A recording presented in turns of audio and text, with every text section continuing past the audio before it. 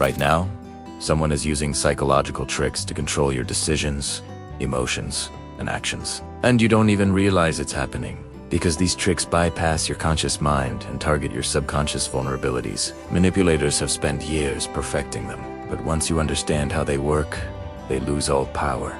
Here are the 5 most effective manipulation tactics, and the exact countermeasures that shut them down instantly. The first trick is the foot in the door technique. Manipulators start with a small request. Something so minor you'd feel ridiculous saying no. Can you answer a quick question? Can you sign this petition? Can you give me 5 minutes? You say yes, because it costs you almost nothing. But that small yes is the setup. Once you comply with the small request, they follow with a bigger one. And psychologically, you're more likely to say yes to the bigger request, because you already said yes to the smaller one. Your brain wants consistency. It doesn't want to contradict its previous decision. So, if I was willing to help with the small thing, I should be willing to help with this too. And manipulators exploit this perfectly. They get you to agree to something trivial. Then they escalate.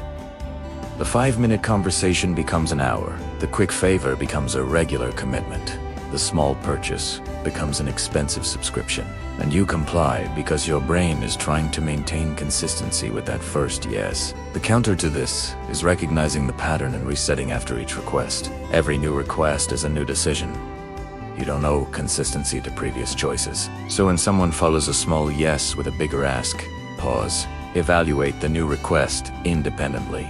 Ignore what you already agreed to. Ask yourself, would I say yes to this if they'd asked for it first? If the answer is no, say no. The previous yes doesn't matter. You're allowed to change your mind. You're allowed to draw a line.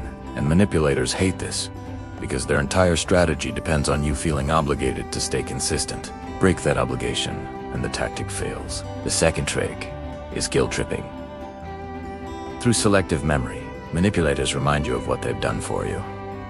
But only the good things. They bring up that time they helped you move, that favor they did, that loan they gave, and they frame it like you owe them. Like refusing their current request makes you ungrateful. But notice what they don't mention: the 50 times you helped them. The favors you've done that went unacknowledged. The energy you've poured into the relationship that they took for granted.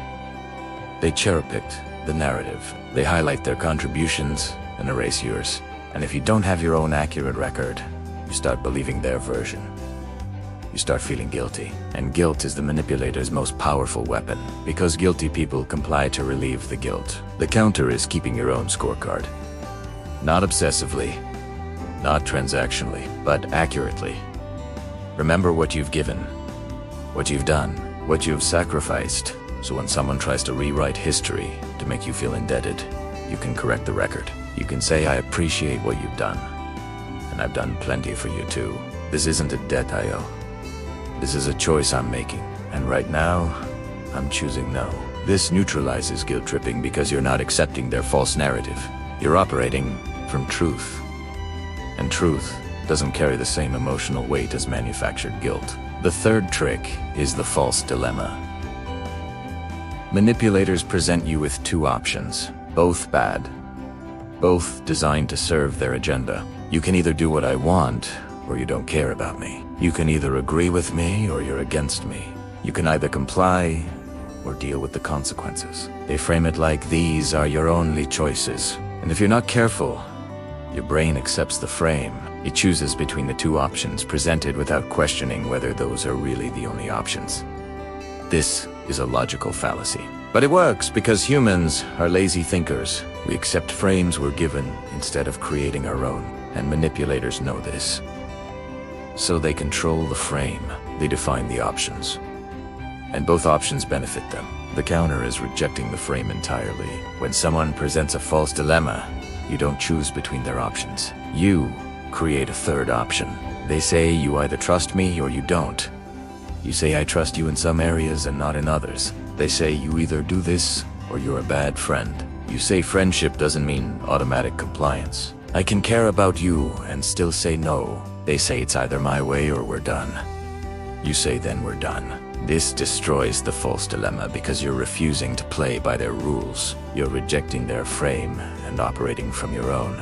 And manipulators have no counter for this. Their tactic requires you to accept the limited options. When you don't, it collapses. The fourth trick is manufactured urgency. Manipulators create time pressure to shut down your critical thinking. You need to decide now. This offer expires today. If you don't act immediately, you'll lose the opportunity. They're forcing fast decisions because fast decisions are emotional decisions. When you're rushed, you don't have time to analyze, to research, to consider alternatives. You just react. And reactions are easier to manipulate than deliberate choices. This is why sales tactics always include urgency. Limited time. Only a few left. Act now. It's not because the urgency is real. It's because urgency triggers fear of missing out. And fear shuts down logic. The counter is slowing down. Always. No matter how much pressure they apply. When someone says you need to decide now, you say I need time to think. If they push, you push back. If this is a good opportunity now, it'll be a good opportunity tomorrow. If it won't be available tomorrow, then it's not as good as you're claiming. This forces them to either admit the urgency is fake, or admit the opportunity is limited for a reason. Either way, you've bought yourself time, and time is the enemy of manipulation.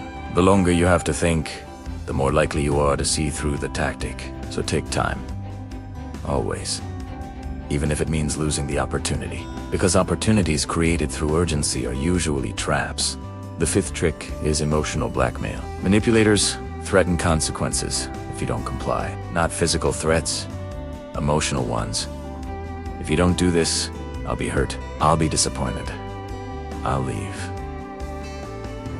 I'll tell people what you did. They weaponize your care for them against you. They make you responsible for their emotional state. And if you're empathetic, this works devastatingly well, because you don't want to hurt people. You don't want to disappoint them. You don't want to lose them. So you complete, even when compliance costs you. Even when you don't want to, because the alternative feels cruel. And manipulators count on that. The counter is understanding that you're not responsible for managing someone else's emotions. If they're hurt because you set a boundary, that's their emotion to manage, not yours to prevent. If they're disappointed because you prioritized yourself, that's their issue, not your obligation to fix. If they leave because you want to be controlled, then they were never there for you in the first place. They were there for what you could give them. Emotional blackmail only works if you accept responsibility for the manipulator's feelings. Reject that responsibility and the tactic fails. You can say, I understand you're upset, and I'm still saying no. This communicates that you hear them without accepting blame, and it puts the responsibility for their emotional regulation back where it belongs. On them, what all 5 tricks have in common is they exploit normal human psychology. The desire for consistency, the vulnerability to guilt, the tendency to accept frames, the fear of missing out, the care for others' feelings. These aren't weaknesses. They're features of being human. But manipulators turn features into vulnerabilities. And they do it by understanding your psychology better than you do. The only defense is understanding it better than they do.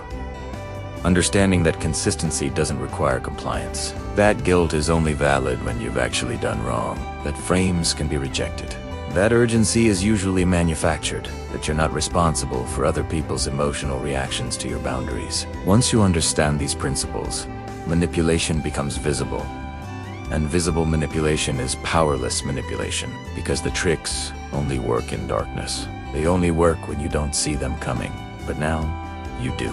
Now you know what foot in the door looks like, what guilt tripping sounds like, what false dilemmas feel like, what manufactured urgency smells like, what emotional blackmail operates like.